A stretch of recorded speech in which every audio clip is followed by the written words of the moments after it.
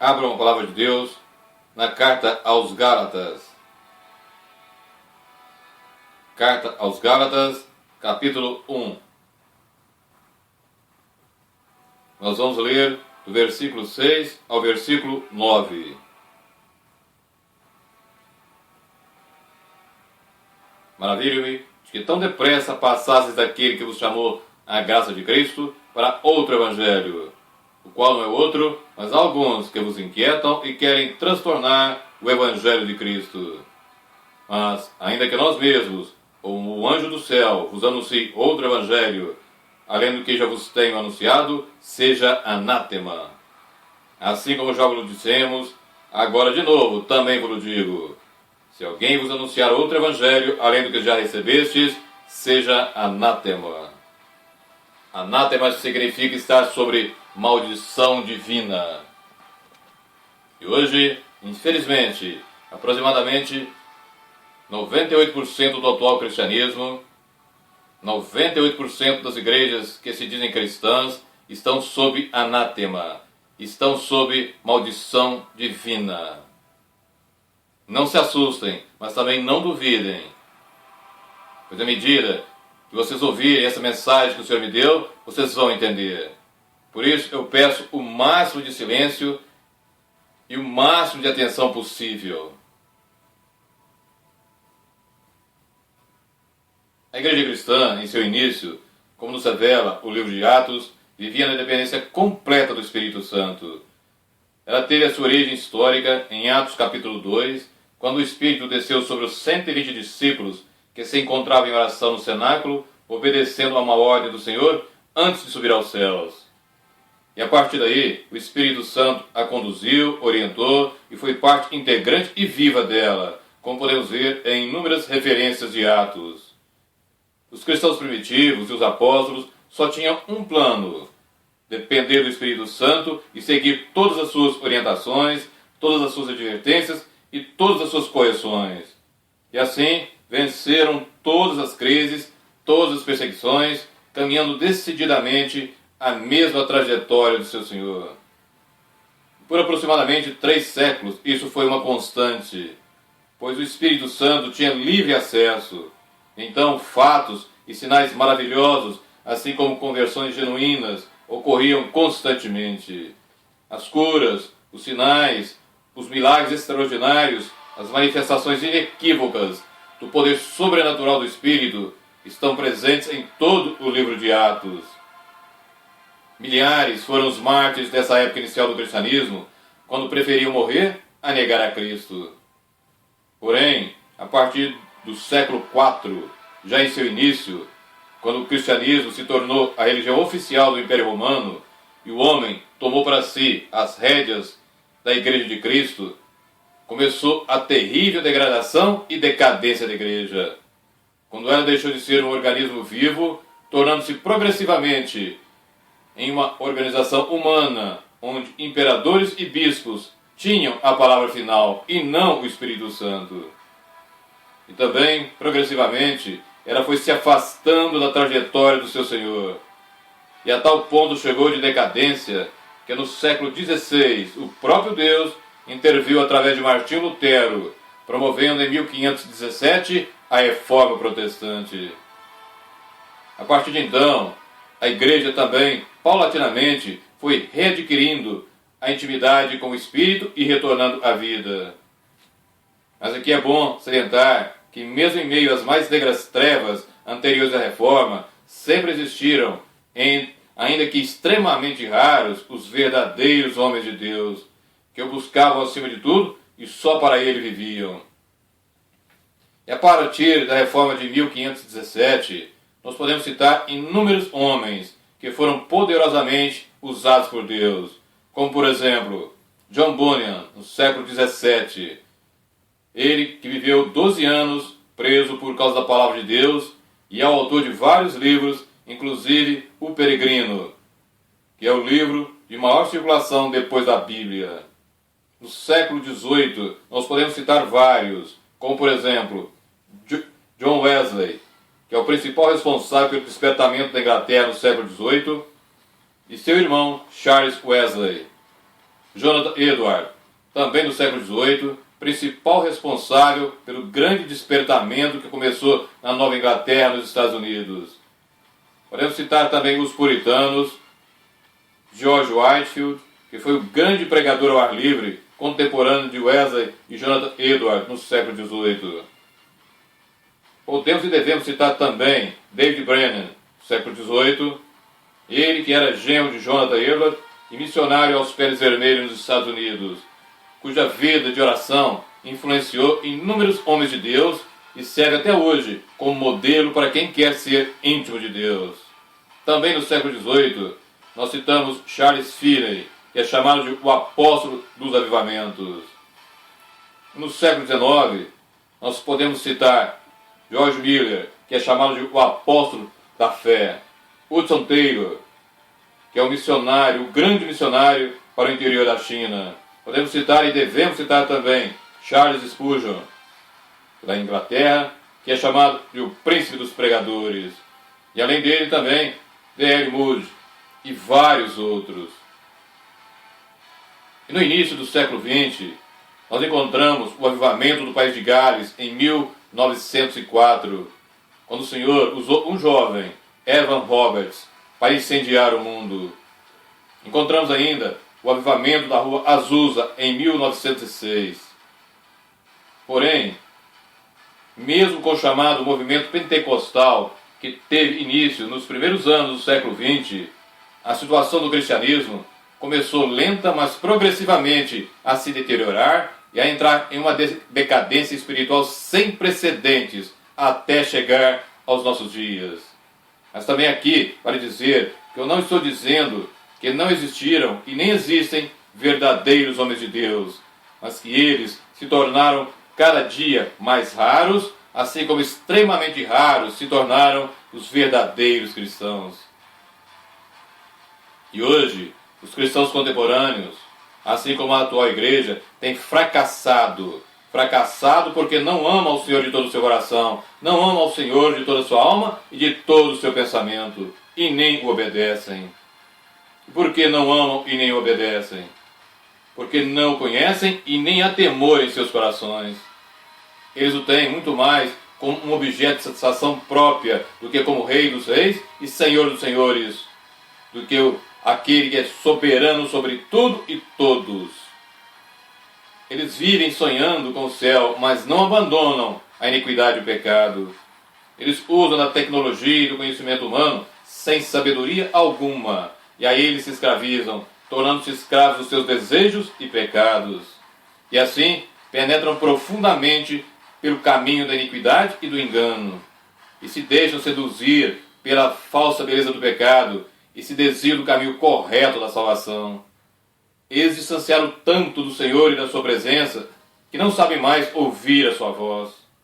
O amor do Pai não está mais nele. 1 João 2,15. Pois amam o mundo e seus prazeres pecaminosos, e nele se agarram.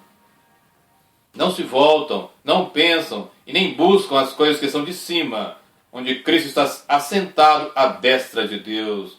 Colossenses 3,1. Eles não se voltam para o que é eterno, para o que é santo e puro.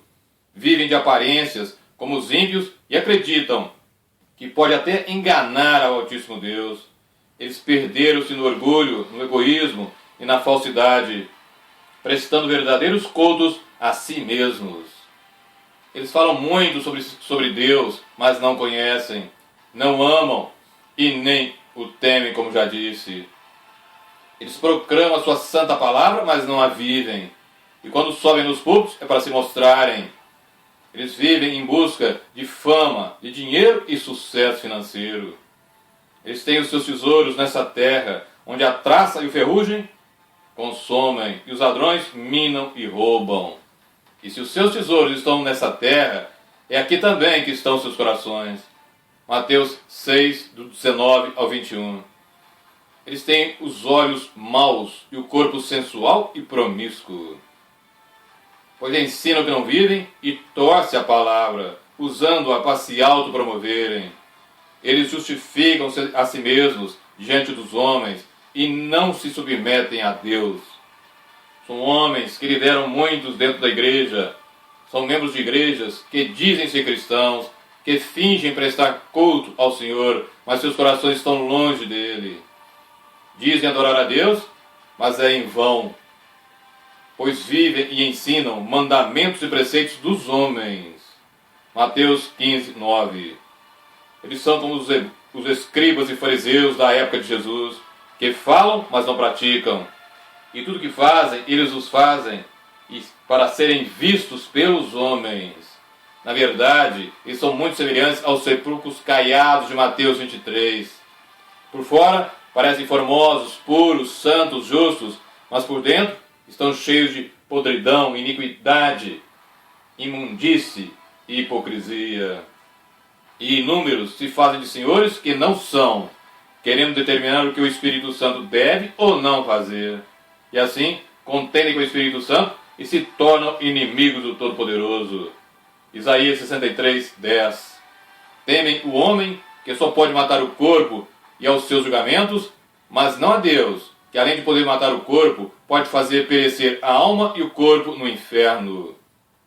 Mateus 10, 28. Realmente, essas últimas gerações de cristãos são as mais mimadas, superficiais e incrédulas de todas. Não há registro em toda a história da igreja em que todos, a começar do altar, sejam tão mundanos e hipócritas como os atuais líderes e membros de igrejas, e que dizem ser cristãos. Dizem ser, mas nunca nasceram de novo, não têm a verdadeira fé bíblica e nem são nova criatura. Evangelho de João 3, do 3 ao 6. Portanto, não passam de joio no meio do trigo e de lobos vestidos de ovelha. Mateus 10, 16 e Mateus 13, do 24 ao 30. A igreja cristã atual não admite que o verdadeiro cristianismo bíblico é também sofrer por Cristo e não somente crer. Filipenses 1, 29. Ela não vê como um grande sinal e característica de um verdadeiro cristão o ser perseguido, injuriado e caluniado pelo mundo por causa de Cristo. Mateus 5, 11 e 12. Ela não aceita e muito menos vive o que a palavra nos ensina na segunda carta a Timóteo, capítulo 3, versículo 12, quando afirma que todo aquele que quiser viver como Cristo, ou seja, ser um verdadeiro cristão, sofrerá perseguição. E ela muito menos aceita que para entrar no reino de Deus é necessário antes passar por muitas tribulações. Atos 14, 22. Na verdade, mais de 95% do cristianismo contemporâneo, como já disse, não é verdadeiro e muito menos bíblico. Pois o que vemos nos altares são obreiros fraudulentos e nos bancos ímpios em busca de suas satisfações carnais. Nas igrejas atuais, infelizmente, há um número incalculável de obreiros que se apresentam como ministros de justiça, mas seus ensinamentos ou contradizem a palavra de Deus ou a torcem e levam seus seguidores à queda e até à morte espiritual. Na verdade, eles perderam a sua identidade de cristãos e foram reprovados. 1 Coríntios 9, 29. Eles trocaram a presença e o poder do Senhor pela presença e o poder do pecado. Trocaram a presença e o poder do Senhor pela presença e o poder do pecado. Eles trocaram a santidade que o Senhor exige dos seus pela promiscuidade e imundície que Satanás oferece aos seus. Trocaram a santidade do Senhor pela imundície que Satanás oferece aos seus. Pois santidade é mandamento de Deus e promiscuidade ou prostituição, mandamento do mundo. A imensa maioria do cristianismo contemporâneo não vive o Evangelho de Cristo, mas um outro Evangelho, como já falei, Gálatas 1,8, que é humano e falso, que procura agradar, divertir e entreter o homem, mas nunca salvá-lo. Pois somente o verdadeiro Evangelho de Cristo, a mensagem da cruz, é o poder de Deus capaz de salvar o homem. Romanos 1,16 e 1 Coríntios 1,18. Pois somente a mensagem da cruz, o verdadeiro Evangelho de Cristo, pregado no poder do Espírito, tem a autoridade de Cristo. Somente Ele revela a justiça de Deus. Somente Ele leva ao arrependimento. Somente Ele convence do pecado, da justiça e do juízo. Somente Ele origina a verdadeira fé que salva. Somente Ele liberta do domínio do pecado, traz esperança, adverte sobre o juízo de Deus e traz condenação e morte eterna para aqueles que o rejeitam. Evangelho de João 3,18. A igreja atual não sabe nem quer viver para servir a exemplo do seu Senhor, que veio não para ser servido, mas para servir e dar a sua vida em resgate de muitos. Mateus 21:28. E realmente, o cristianismo contemporâneo teve o seu sentido corrompido pelo pecado e se afastou da simplicidade que há em Cristo. 2 Coríntios 11:3. Os cristãos atuais não buscam a santidade, não buscam estar separados do pecado e consagrados a Deus, não buscam ser semelhantes a Cristo, não buscam viver da fé, não buscam o arrependimento e nem ser nova criatura regenerada pelo Espírito Santo. E mesmo assim, acreditam que são cristãos e que vão morar nos céus. Eu então pergunto, como são cristãos? Como vão morar nos céus? Se o Senhor em sua palavra diz que sem santificação ninguém verá o Senhor. Hebreus 12:14. Como são cristãos? Como vão morar nos céus? Se Hebreus 10:38 diz que o justo viverá da fé, mas se ele recuar, a minha alma não terá prazer nele. E sim, mais outros 3 textos, o Senhor dá como princípio fundamental para ser cristão o viver da fé. Abacuque 2:4, Romanos 1:17 e Gálatas 3:11. Como essas pessoas são cristãs? Como vão morar nos céus? Se o primeiro mandamento que o Senhor deu em seu primeiro discurso registrado nos evangelhos, Mateus 4:17 e Marcos 1:15 foi: arrependei-vos e crede no evangelho. Como são cristãos e como vão morar nos céus? Se no Evangelho de João, capítulo 3, do versículo 3 ao 6, o Senhor afirma que se alguém não nascer de novo, ele não entrará no reino dos céus. E na carta aos Gálatas, capítulo 6, versículo 15, nós lemos que o que importa para Cristo é ser uma nova criatura. E na segunda carta aos Coríntios, capítulo 5, versículo 17, o Senhor nos ensina que aquele que realmente é cristão é uma nova criatura, que as coisas velhas se passaram e tudo, eu repito, tudo se fez novo.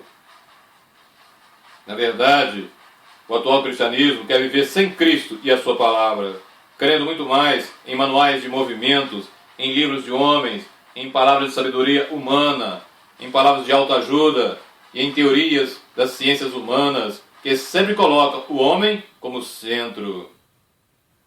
Hoje, como já disse, a igreja, em sua quase totalidade, aproximadamente 98%, despreza os valores e as verdades espirituais e quer viver sem Cristo. Então eu pergunto, como ela então pode ser cristã? Como que essa igreja atual pode ser de fato cristã? Aqui, só uma terrível e triste conclusão a se chegar. Os atuais 100% de cristãos professos, aproximadamente somente 2% é que são de fato a verdadeira igreja do Senhor, é que são realmente cristãos verdadeiros. Pois na verdade, a igreja a abandonou ao seu Senhor, deixou de lado os mananciais de água viva da presença do Deus verdadeiro e se dedica agora a cavar e a buscar por fontes sem água, por fontes que são lodo e esgoto, por fontes que cheiram mal nas narinas do Todo-Poderoso. Os cristãos contemporâneos estão destruindo a beleza e a pureza dos relacionamentos com a sua sensualidade. Estão desprezando a santidade ao viverem uma vida mundana e promíscua. E ainda justificam o seu pecado com frases como: o que tem? Pois todo mundo faz. E essa vida, inteiramente moldada pelo mundo e pela sociedade, é ainda mais visível entre os jovens que dizem ser radicais, que dizem amar a Jesus, mas que respondem a qualquer tentativa de correção dizendo: você está me julgando. Na realidade, os jovens cristãos de hoje, em sua quase totalidade, pecam de maneira extravagante e radical. Esta é uma coisa que sabem fazer muito bem, pecar. Hoje, as obras da carne, de Gálatas 5, do 19 e 21, estão presentes em mais de 95% do meio cristão, e o fruto do Espírito, ausente. E o louvor contemporâneo? E o louvor contemporâneo? São tremendamente mundanos, e só visam a exaltação do homem, mesmo que alguns tenham citações da palavra. É uma vergonha para a atual igreja. E as citações bíblicas, quando existem, são sem harmonia, fora do contexto, e têm como objetivo principal revelar um Deus que existe e vive para agradar e engrandecer as vontades e os desejos carnais do homem. O louvor atual não pode ser chamado nem de louvor e muito menos de adoração ao único e verdadeiro Deus. Ele não pode ser chamado de louvor e muito menos de adoração ao único e verdadeiro Deus das Sagradas Escrituras. Pois não há teologia neles, não há ensino bíblico correto neles. Eles não exaltam a Deus e muito menos os seus atributos. Eles não traduzem e nem ensinam sobre o caráter, sobre a personalidade do Altíssimo Deus. Através do que chamam de louvor, o que nós vemos é o homem sendo até o centro da palavra de Deus, como se a palavra de Deus fosse um instrumento de promessas e mais promessas para um homem bom e merecedor de todo o favor de Deus. Os atuais ministros de louvor não são mais do que cantores seculares em praticamente 100% dos casos. Eles não visam e nem buscam glorificar a Deus, o verdadeiro Deus, em suas músicas, mas anseiam loucamente pelo sucesso e fama, e assim ganharem muito dinheiro, e serem conhecidos nos 4 cantos deste mundo. Eles não são mais do que artistas que realizam shows, participam de troféus, e suas igrejas são o meio que usam para promovê-los e lhes dar um nome conhecido no mundo dos homens. As músicas desses ministros de louvor são um chamado e uma exaltação da emoção e do sentimentalismo não bíblico e muito menos cristão, visando alcançar um público cada vez maior e vender o seu produto. Este é o objetivo final deste louvor contemporâneo que se encontra tão descaracterizado: comércio. E assim, uma das atividades cristãs, que deveria ser uma das mais santas, se tornou neste cristianismo humanista atual em algo abominável aos olhos do Altíssimo Deus. E dessa forma, os atuais cantores gospels se transformaram no bezerro de ouro da igreja contemporânea. A verdadeira adoração que o próprio Senhor nos ensina no Evangelho de João, capítulo 4, em espírito e em verdade, deve ser feita tão somente de forma sobrenatural, ou seja, no poder e na unção do Espírito Santo. Talentos humanos, por maiores e melhores que possam ser, nunca atingirão nem agradarão ao Altíssimo Deus. Nunca será na força e no poder do homem, mas somente através do Espírito Santo. O que vemos hoje está tão desfigurado e é tão abominável aos olhos de Deus, que na realidade somente as potestades e principados do reino das trevas é que podem receber. É isso mesmo que você ouviu. Somente as potestades e principados do reino das trevas é que podem receber o atual louvor. O cristianismo contemporâneo tem os seus valores, as suas doutrinas inteiramente contra ao que Jesus e os apóstolos viveram e ensinaram. Esse cristianismo das últimas gerações, se é que posso chamar de cristianismo, é composto de inúmeras e inúmeras heresias e envergonha profundamente o nome de Cristo. E quando eu olho para o livro de Atos, que descreve o início do cristianismo, que descreve a igreja do primeiro século, que deve ser sempre a igreja modelo, e comparo com a igreja e o cristianismo contemporâneo, eu constato que este, a não ser por raríssimas exceções, é composto por ímpios e iníquos, que dizem ser discípulos de Cristo, mas que não passam de falsos cristãos e de obreiros fraudulentos. Há uma distância terrível entre o cristianismo bíblico do Novo Testamento e o atual. É tão grande a diferença que realmente não podemos nem chamar de cristianismo o que ocorre em mais de 95% das igrejas atuais. E a igreja que se diz cristã no Brasil? Por décadas e mais décadas, ela tem importado as piores heresias do também tão desfigurado cristianismo americano. Na realidade, a igreja brasileira se tornou uma filial da americana, principalmente no que diz respeito às heresias. E os grandes profetas e obreiros do ventre americanos são todos muito bem aceitos no Brasil, para causarem uma decadência ainda maior da igreja brasileira. Os cristãos atuais deixaram o padrão bíblico de decência e ordem e agora se conduzem pela moda e pela cultura do corpo, segundo o que a sociedade quer e determina.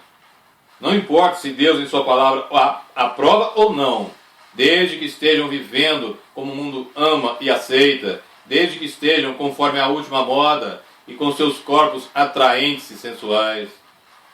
Pois na verdade, creem que até o conceito de pecado na Bíblia é relativo.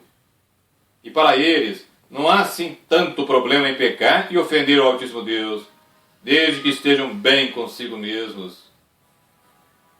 O relativismo e o humanismo envolveram tanto o atual cristianismo que os cristãos atuais não têm mais a palavra de Deus como a autoridade máxima e absoluta para reger as diversas áreas de sua vida. Não tem mais a Bíblia como o único manual de conduta e fé. Eles transformaram a expressão somente a Escritura em somente a Escritura desde que ela concorde comigo.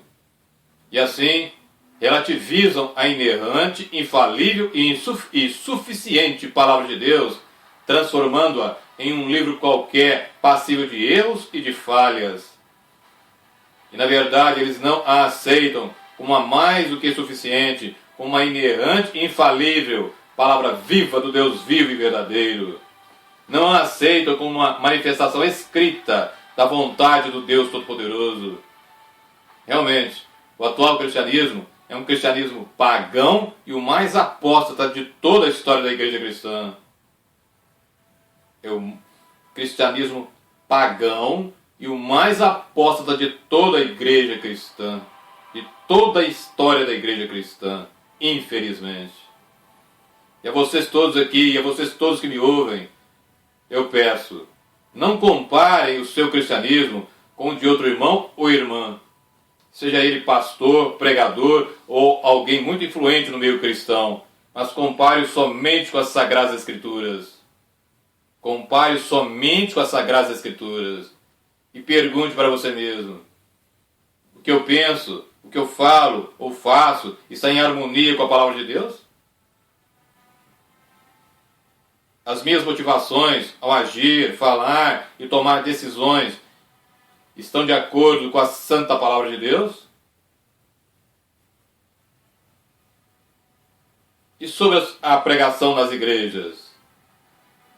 Quando você escutou uma pregação sobre arrependimento? Quando você ouviu uma pregação sobre o pecado e suas consequências? Quando você escutou uma pregação sobre o verdadeiro Deus das Sagradas Escrituras? O verdadeiro Deus das Sagradas Escrituras. Quando você escutou um ensino correto sobre os atributos de Deus, sobre a sua personalidade, sobre o seu caráter. Quando você ouviu uma pregação sobre o Espírito Santo e o uso correto dos dons espirituais. Quando você ouviu uma pregação sobre salvação, sobre ser nova criatura, sobre o que o Senhor exige dos seus. Quando? Veja agora também a internet, mas analisem à luz da Palavra de Deus e à luz do Espírito Santo. Quantos estão pregando e ensinando a verdadeira Palavra de Deus? São raros, muito raros, os que não saem da genuína Palavra de Deus, que pregam o verdadeiro Evangelho de Cristo, que pregam a mensagem da cruz. Hoje são extremamente raros os verdadeiros homens de Deus, como eu já disse. Aqueles que só pregam e ensinam o que ele manda, sem se importar se vão ou não agradar aos homens. E os programas cristãos na TV, ou que dizem ser cristãos, os televangelistas? Analise-os também à luz da palavra de Deus. Pois o que eles estão fazendo não foi, nem nunca pode ser chamado de evangelho. O que você encontra é um terrível e podre mercado, onde se vendem almas, onde se negocia fé, onde se comercializa tudo que rende dinheiro. Que encontramos no televangelismo dito cristão ou evangélico. O que nós encontramos, eu repito, no televangelismo dito cristão ou evangélico, são um número incalculável de empresas altamente rentáveis, de pastores e de igrejas, promovendo os seus líderes e promovendo os seus ídolos. Empresas de pastores que não são mais do que prósperos, famosos e ricos empresários. E que não são somente ricos, mas que amam o dinheiro e dele dependem violentamente. Isso não te faz pensar nesses esquemas financeiros fraudulentos, tipo pirâmide financeira? Pois na verdade, essas igrejas e empresas não são mais do que isso. E realmente, o que tem ocorrido em mais ou menos 98%, eu repito mais uma vez, das igrejas cristãs, é um verdadeiro espetáculo circense, onde pastores e pregadores, inclusive esses famosos televangelistas, são artistas de palco e que encenam muito bem para enganar a sua plateia. E ao olharmos os sites evangélicos de notícias, ao fazermos isso, nós constatamos que o problema do atual cristianismo é ainda maior e que a sujeira, a imundície, a iniquidade e o viver segundo o mundo e a sociedade é ainda mais escandaloso do que se imagina. E não é nem necessário ler detalhadamente as notícias, pois na maioria dos casos só a manchete já é um escândalo e já envergonha a Cristo. E tudo isso que estou falando e colocando não é mais do que a ponta do iceberg. Um iceberg de mentira, iniquidade e hipocrisia, que tem sido o carro-chefe do atual cristianismo, que se encontra mergulhado nas águas frias, profundas e escuras de um oceano de pecados. E como o Senhor nos diz na parábola do joio e do trigo, Mateus 13, do 24 ao 30, hoje os filhos do maligno estão muito presentes no meio cristão. São os incalculáveis falsos profetas, falsos mestres, pastores, pregadores, além de inúmeros membros de igreja que hoje constituem, eu repito mais uma vez, mais de 95% de todo o cristianismo professo. E como eu já afirmei, somente aproximadamente 2% de todos que dizem ser cristãos são de fato os filhos do reino e verdadeiros discípulos de Cristo. E diante da atual situação da igreja, só resta uma esperança. Só resta uma esperança. Atos 17:30. Deus ordena agora a todos os homens, em todos os lugares, a que se arrependam. Deus ordena agora a todos os homens, em todos os lugares, a que se arrependam. A única esperança é arrependimento e mudança de vida. A única esperança, arrependimento e mudança de vida.